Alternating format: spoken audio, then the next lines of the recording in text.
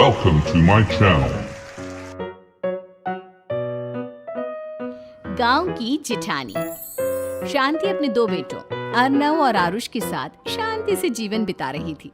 लेकिन शांति के पति सोहन से उसकी कभी कभार थोड़ी अनबन हो जाती थी। एक दिन शांति रोज की तरह सुबह का खाना बना रही थी, तभी दरवाजे की घंटी बजी। घंटी की आवाज सुनकर वो दरवाजे की ओर जाती हुई कहती है, अरे आती हूँ, कौन है? सब्र करो। शांति दरवाजा खोलती है तो देखती है कि उसके जेठ मोहनदास सामने खड़े होते हैं। वो सक पकाकर अपना घूंघट करती है और पैर छूकर कहती है, आइए आइए जेठ जी। कैसी हो शांति? जी मैं तो बिल्कुल ठीक हूँ, सब आपकी मेहरबानी है भाई साहब। शांति और मोहनदास की बातें सुनकर शांति का पति सोहन और उसके दोनों बेटे बाहर आ जाते हैं। अरे भैया राम राम, कैसे हो आप? राम राम भाई। अरे शांति ऐसे खड़ी खड़ी क्या देख रही हो? चाय कॉफी कुछ लेकर आओ, भैया आए हैं। शांति तेजी से रसोई की ओर आगे बढ़ती हुई कहती है, अरे मेरी माँ, गेट खोलने के चक्कर में मेरे तो चावल ही जल गए। वो दौड़ी दौड़ी रसोई में जाती है और देखती है कि सारे चावल जल गए हैं। वो दोबारा चावल बनाने में लग जाती है। इतने में सोहन आवाज लगाता है, अरे शांति, तुम्हारे चावल का रोना खत्म हो गया हो तो चाय ले आओ। जी लाती हूँ अभी। शांति जल्दी जल्दी चाय बनाती है और मोहनदास को चाय देती है।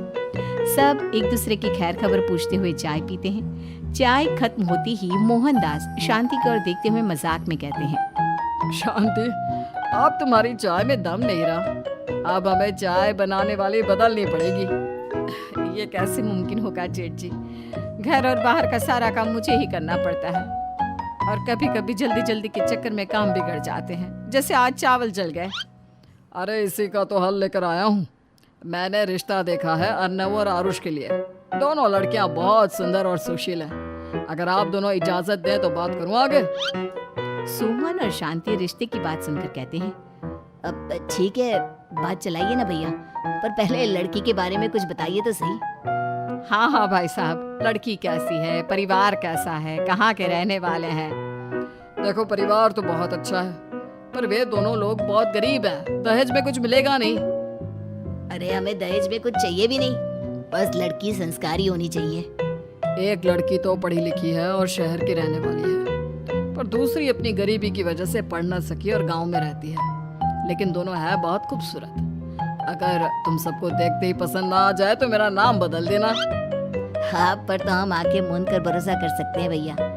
आप आगे बात चलाइए, हम शादी करने को तैयार हैं। कुछ ही दिन में अर्नव और आरुष की शादी हो जाती है। आरुष की शादी अनपढ़ लड़की मंजरी से हो जाती है, जो कि बहुत भोली भी होती है, और अर्नव की शादी पढ़ी लिखी लड़की तनुजा से हो जाती है, जो कि घमंडी और चालू होती है। एक दिन मंजरी घर के काम कर रही थी कि अचानक शांति उसे आवाज लगाती है, बड़ी बहू, ओ बड़ी बहू, मंजरी जल्दी यहाँ आओ।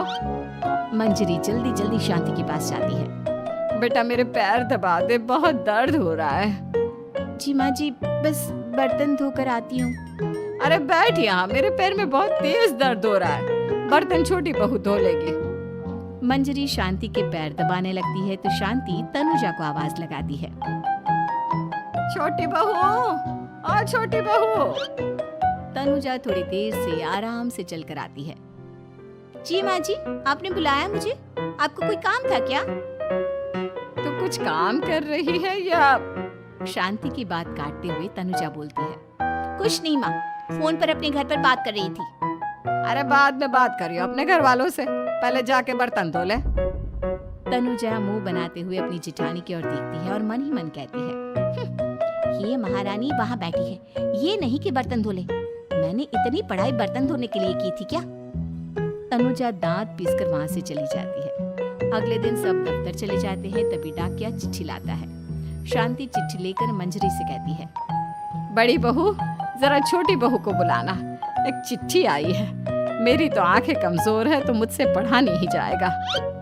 मंजरी तनुजा के पास जाकर कहती है, तनुजा, तुम्हें माँ जी बुला रही हैं। मुझ पर हुक्म मत चलाओ, काम बताओ काम। अरे मैंने तुम पर कहाँ हुक्म चलाया, और हुक्म चला भी दूंगी तो क्या हुआ? तुम तो मेरी छोटी बहन की तरह हो ना। तुम जैसी अनपढ़ जाहिल और गांव की गवार मेरी बहन नहीं हो सकती। बेचारी मंजरी तनुजा की बात सुनकर अपना सा मुंह लेकर रह गई। कोई चिट्ठी आई है, माँ जी तुमसे पढ़वाना चाहती है, बस इसलिए बुला रही है। मुंह टेढ़ा करके तनुजा मंजरी का मजाक बनाते हुए कहती है, अनपढ़ कहीं की। तनुजा का ऐसा बर्ताव देखकर बड़ी बहू बहुत दुखी होती है। तनुजा को अपनी पढ़ाई का घमंड इतना हो गया कि अब वो घर के कोई काम नहीं करती और अपनी जेठानी का मजाक बनाती रहती। तनुजा का ये बर्ताव अब उसकी सास को भी नजर आने लगा था।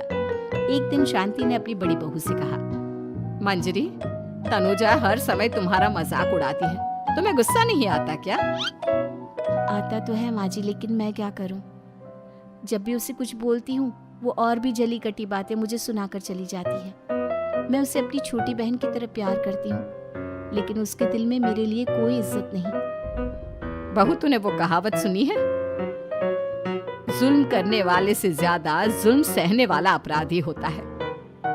मंजरी अपनी सास का इशारा समझ जाती है। वो अपनी देवरानी को सबक सिखाने की ठान लेती है और एक दिन शांति अपनी दोनों बहुओं के साथ बैठी थी तो शांति अपनी बड़ी बहू से पूछती है, अरे बहू, शाम होने को है, कुछ सोचा है क्या बनेगा खाने में?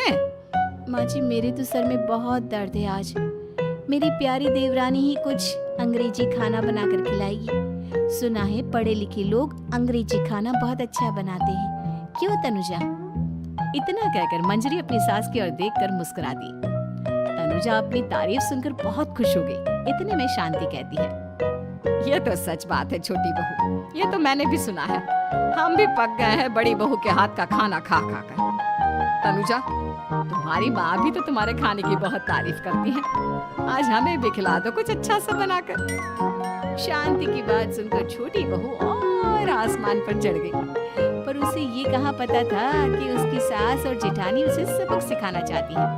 तनुजा अपनी तारीफ सुनकर खुश तो बहुत होती है, पर सोचने लगती है, मुझे तो कैसा भी खाना बनाना नहीं आता, अब मैं क्या करूंगी? अगर मैंने इनको सच बता दिया तो मेरी सारी इज्जत मिट्टी में मिल जाएगी। अरे छोटी बहू, क्या सोच रही हो? खिलाओगी ना अपने हाथ का अंग्रेजी खाना? छोटी बहू हाँ में सर हिला देती है। अचानक से उसके दिमाग में एक आइडिया आता है। मैं इंटरनेट से देखकर कुछ बना लेती हूँ, मेरी वाहवाही पूरे घर में हो जाएगी। मुझे कौन सा रोज रोज बनाना है। माँ जी, आज आप सबको ऐसा खाना खिलाऊंगी कि। इतने में शांति छोटी बहू की टांग खींचते हुए कहती है कि पता नहीं कैसा खाना खिलाओगी, ए ऊपर वाले हमारी रक्षा करना। इतना बोलकर शांति और मंजरी दोनों जोर जोर से हंसने लगते हैं।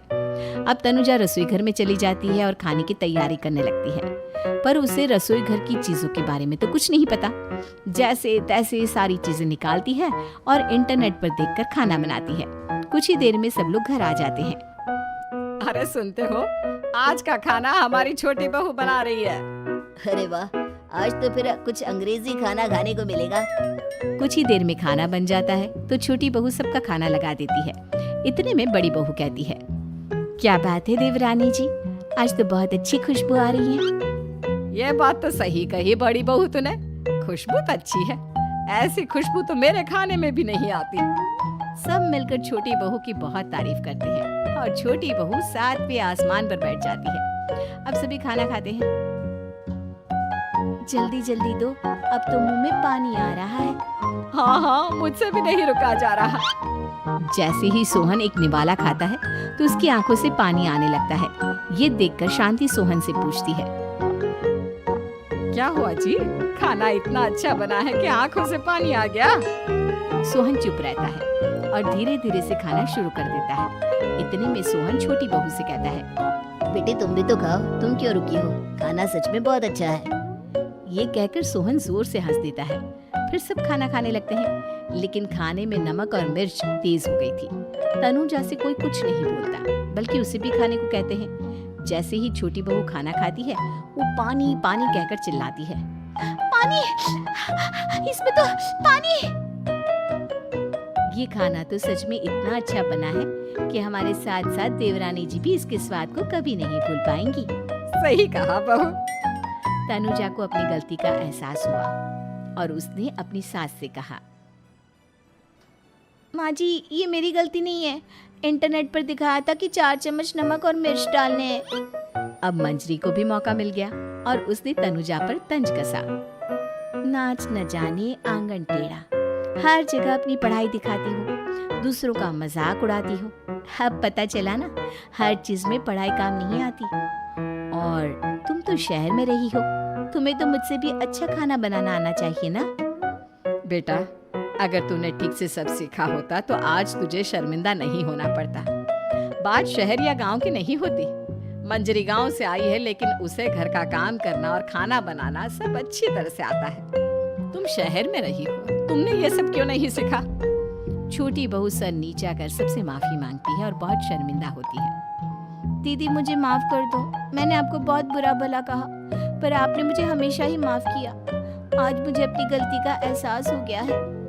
अब दोनों बहुएं मिलकर घर का काम करने लगी और एक दूसरे को अपने गुण बांटने लगी। मंजरी ने अपनी देवरानी को खाना बनाना और घर का काम करना सिखाया, वहीं तनुजा ने भी अपनी जेठानी को पढ़ना लिखना सिखाया। शांति और सोहन ऐसी बहुएं पाकर बहुत खुश थे।